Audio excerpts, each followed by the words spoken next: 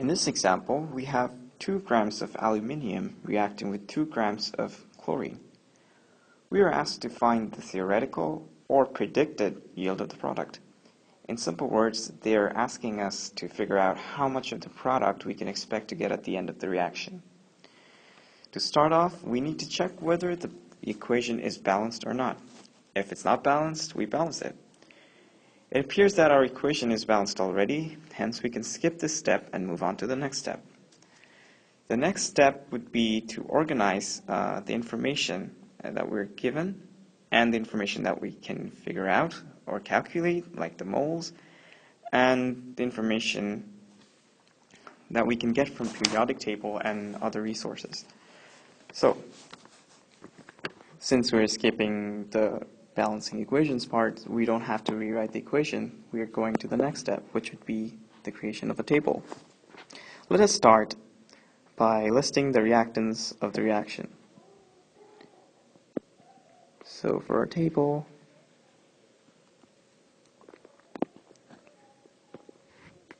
so our reactants are going to be aluminium and chlorine. Next, we can add the masses given in the question. So, mass in grams. We are given 2 grams for both of them, so we will have 2.0 for both of them. Then we're going to use our resource, which would be the periodic table, and we will get our molar masses. So for aluminium,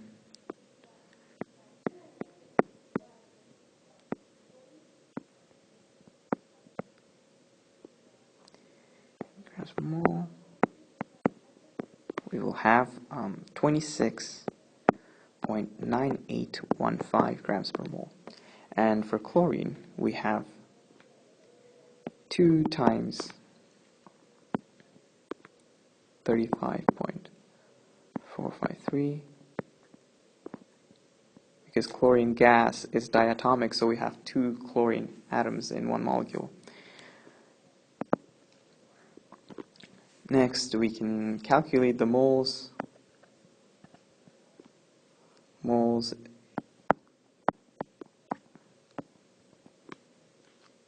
simply mass over molar mass, which we already know. So we will have 2 divided by 26.9815. And for chlorine, we will have 2 divided by 35.453 times 2. Now we can clearly get the answers for moles by plugging the information into a calculator, but I will keep them as fractions and in multiplied form just for simplicity and for helping with understanding what we're doing. Next thing that we can add to this table is that we can check the ratio between the reactants and the products. So for aluminium, we have 2 moles of aluminium reacting with 2 moles, 3 moles of chlorine to give 2 moles of aluminium chloride. So for aluminium chloride, we see 2 moles, and for aluminium, we see 2 moles. Hence, the ratio would be 2 to 2, which is the same as 1 to 1. Similarly, for chlorine, we will have a reactant to product ratio of 3 to 2.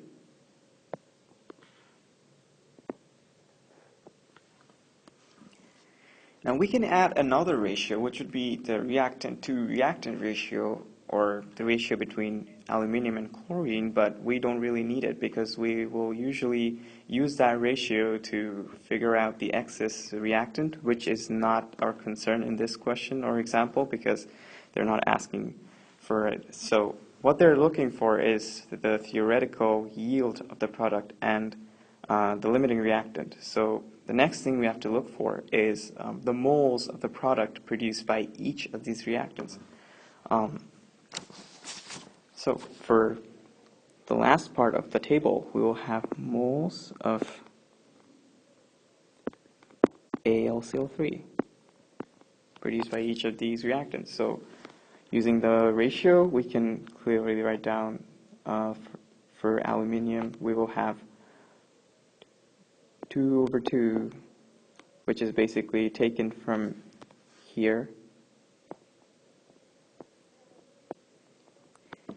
and we'll multiply that with the moles that we had before, which is 2/26.9815.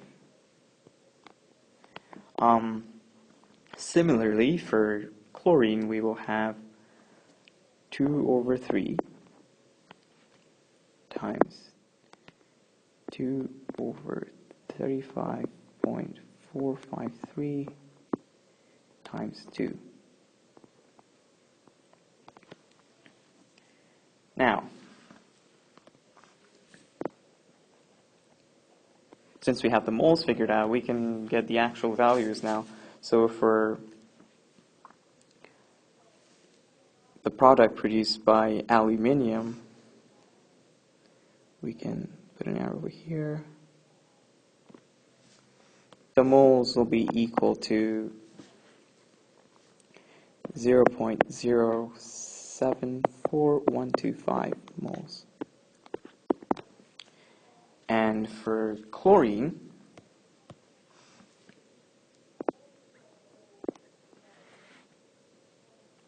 we will have the moles of the product as 0.018804 moles.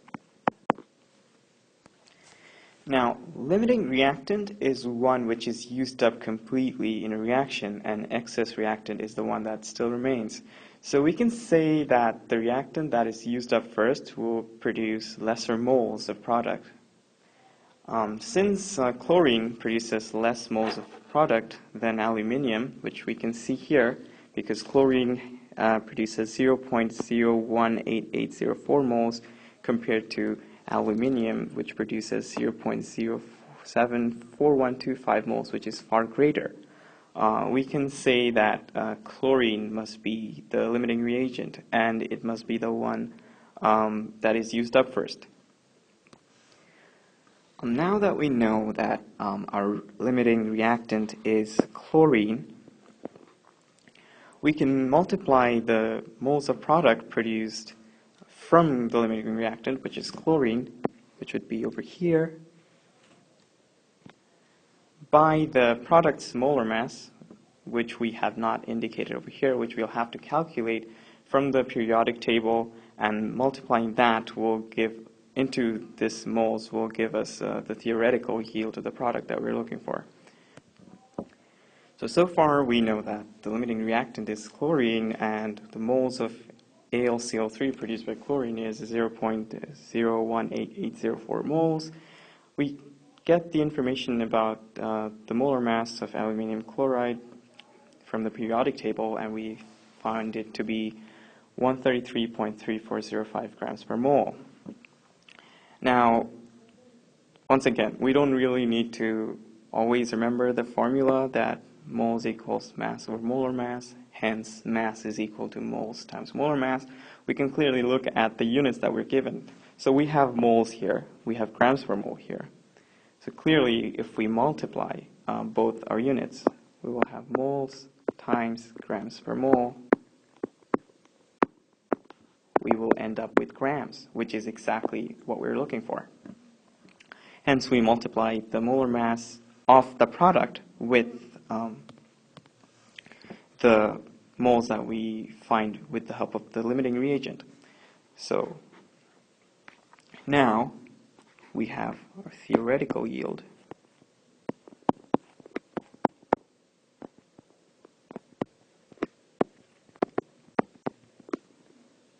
equal to 0.018804 moles times 133.3405 grams per mole. Now the moles will cancel out, and we end up with 2.507 grams, which is approximately 2.51 grams. And that is the theoretical yield that we are looking for. So we will produce 2.51 grams at the end of the reaction. As an overview for solving stoichiometry questions, we check if the equation given is balanced, and then we organize every single bit of information that we have in a table. We figure out the limiting reactant and the excess reactant using moles of the reactant and the product, and finally we use these bits of information to find out the theoretical yield and even the percent yield of the product. Every single stoichiometry question can be quickly and easily solved when these steps are followed. Let us solve another stoichiometry example, which asks for more than just theoretical yield of the product.